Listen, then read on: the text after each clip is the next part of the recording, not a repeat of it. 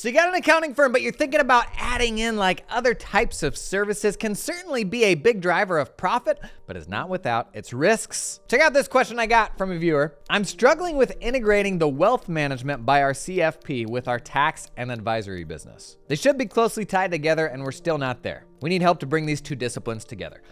Very common issue. The more fragmented you get in the services you delivered, like the harder it is for your clients to come to you and get this consistent, cohesive experience, the one that they actually wanted, right? So whether you're thinking about adding wealth management, thinking about adding tax, bookkeeping, whatever it is, let me give you 4 tips for how to weave this stuff together into just a magical potpourri that will make your clients' dreams come true. Number 1, you gotta decide who's running point. Who is the person that your client comes to get answers for everything, which is impossible, right? You're not gonna have an expert in all things, but maybe the most common example I see of this is folks who run tax and bookkeeping firms.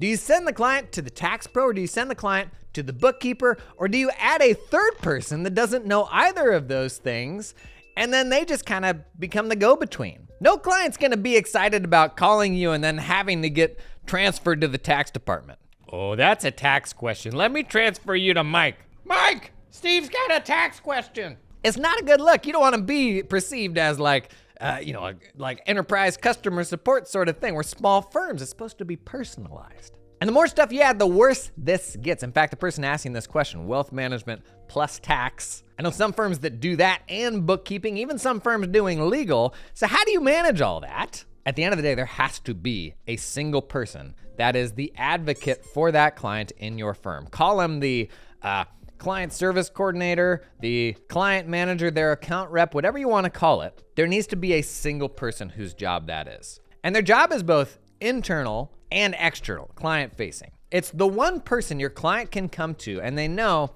that whether that person can solve the problem themselves or not, they're gonna track down an answer. And part of the value of that is on the inside, like they are an advocate for that client, ensuring that that client is cared for by your technical staff that can kind of like wear both sides, like 2 hats there. Because oftentimes clients, when they have, very special needs and requirements of you, they kind of get shelved and forgotten and they're the last ones to get served. That's another value of having this person who is representing that client, is they will advocate for them internally. Now, sometimes people will hire like customer service people who are just good people to do this. I'm not a fan of this. I would actually ensure that that person has at least one of those domains of expertise. In my case, that was usually an accounting manager, where they're not doing quite so much accounting managing anymore. Sometimes maybe they'll review like the final version of the books before they go out. But by and large, their role is going to be at least 50% client facing. I want them to be an expert in one of those domains. And it's usually someone who wants to get out of the technical work and just spend more time working with clients. And believe it or not, there's actually a large number of accountants out there who are looking for a role just like this. That is the person that you need to unify that entire experience. But it can only be done if, number 2, you design an annual cadence for your clients.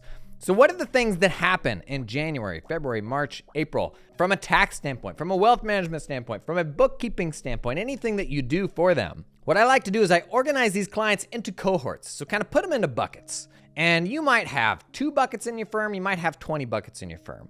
But for that cohort, they have a planned throughout the year, month by month, quarter by quarter, set of things that always happen. And you communicate this annual plan to them and you say, this is the best way to stay on top of all this stuff and how we are going to set you up for success across the entire year. And working backwards from that, our firms then able to build our systems to ensure that, okay, wealth management needs to come in March and do X, Y, and Z. And actually on the wealth management side, here is the person that's in charge of doing that. On the tax side in July, here are the things that need to happen for this meeting that we have with the client. And in the meeting, we're gonna touch on this aspect of bookkeeping, this aspect of wealth management. Designing that sort of service schedule lets you back into then what are all the inputs required of the team to get there. And then when you meet with the client or you send them that deliverable, it is a unified experience. Everything has been intentionally designed. And in some cases, all of those domains may be like included in a touch point. In other cases, maybe only one of them is. But if you just sit back and you expect your client to be cared for in all these different ways without an intentional plan, it just doesn't work.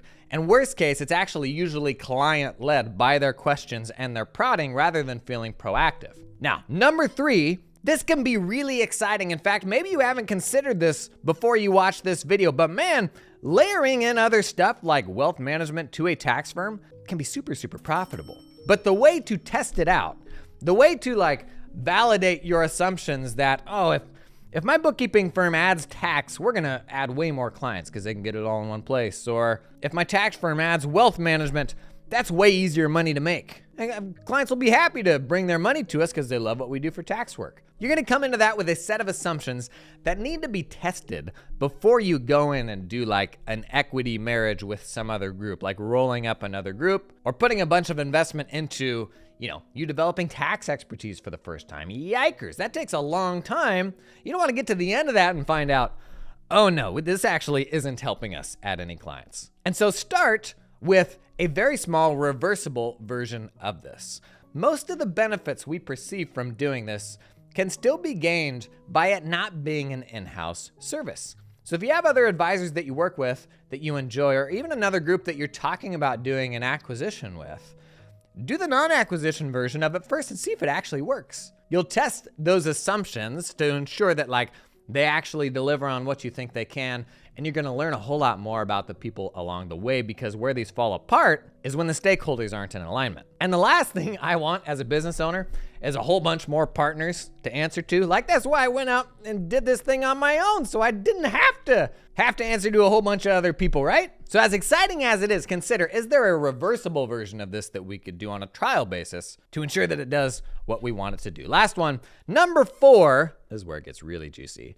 Consider the added upside of acquisitions. Whew, people don't talk about this enough.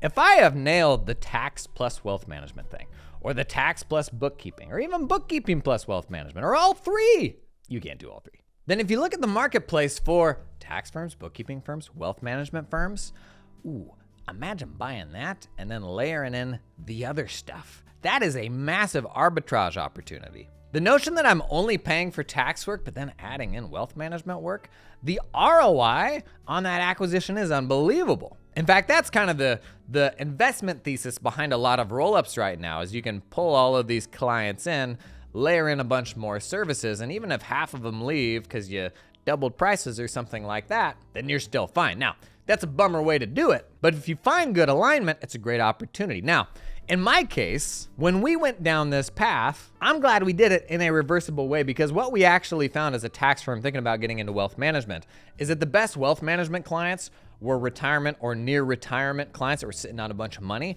But all of our great clients were business owners, were like entrepreneurs that were hustling. They had like companies with 401ks, but wealth managers, that's not where they make their money. And as my tax firm was shedding 1040s, many of whom were those retirees with a lot of money, what the wealth management group actually would have brought in would have been a bunch more of those 1040s. So you gotta be smart about how you do it. But if you can find a way to kind of align these things, the upside is really, really juicy, because everybody does want all-in-one. Whether it's a pipe dream that anybody's gonna do it well or not, that is what people want at the end of the day. And I can tell you right now, the tool that I would be using to run my tax planning practice with my wealth management group, my number 1 recommended tax planning tool for 2025, it's CoreV. Music, please. Been doing a whole bunch of recommendations for tech stack for 2025, and selling profitable tax planning work boils down to how we can communicate our value. That's the biggest difference between firms that charge $400 for tax planning and $12,000 for largely the same work, is how we communicate that value. Now, running 2 scenarios, before and after, and then sending vouchers to a client, that's not communicating our value. And this is frankly what CoreV does best for me. So CoreV's got a whole bunch of built-in tax strategies, over 1,500 of them, that they will help you surface for the right client opportunities, but then also communicate them in plain English, so that clients can understand, look at all of these things that we employed, as opposed to that A-B scenario where you do a whole bunch of jujitsu and the only thing the client ever sees is either a report from B&A or Planner or something like that they'll never understand, but more likely just a set of vouchers. CoreV is gonna do a great job of showing not only the value that you've given them this year in terms of tax savings and tax deferrals, but cumulative year over year, and even that value relative to your fees, because ultimately that's the mental math that your client's doing, right? Highly recommend checking this out. CoreV, definitely positioned as a premium tool. It's not gonna be the cheapest tool in your stack, but it's because it ought to literally be driving the highest paying work you do in a tax firm.